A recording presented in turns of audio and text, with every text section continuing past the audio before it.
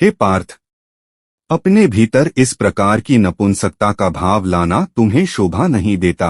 हे शत्रु विजेता, हृदय की तुच्छ दुर्बलता का त्याग करो और युद्ध के लिए तैयार हो जाओ। ज्ञानोदय के मार्ग पर सफलतापूर्वक कदम रखने के लिए उच्च आत्मबल और नैतिकता का होना आवश्यक है, जिसके लिए किसी मनुष्य को आशावान, उमंगी और ऊर्जावान बनकर आलस्य, स्वच्छंदता की प्रवृत्ति, अज्ञान और आसक्ति जैसी लौकिक मानसिकता पर विजय प्राप्त करना आवश्यक होता है।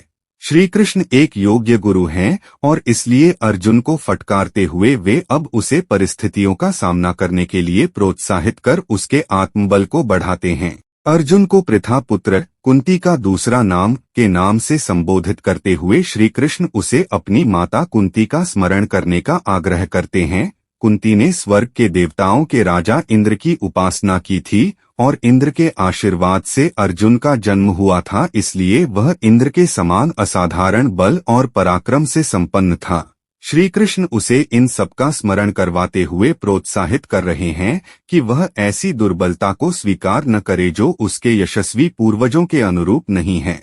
श्री कृष्ण अर्जुन को पुनः परंतप अर्थात शत्रुओं का विजेता के संबोधन द्वारा उसे क्षत्रिय धर्म या महायोद्धा के कर्तव्यों का पालन करने की इच्छा का त्याग करने वाले अपने भीतर उत्पन्न हुए शत्रु का दमन करने की प्रेरणा देते हैं।